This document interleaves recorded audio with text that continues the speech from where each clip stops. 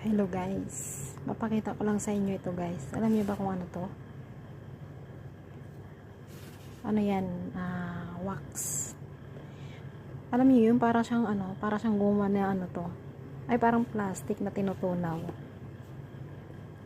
Ginagamit ng amo ko pang tanggal ng mga balahibo sa mukha niya. Ayan.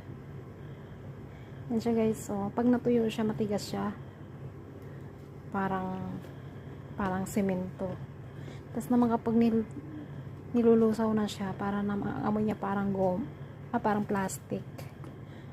Parang plastic na nasusunog. Yun yung amoy, ay yung amoy niya. Yan.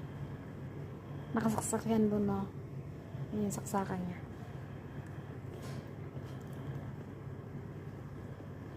Pangtanggal ng mga balahibo.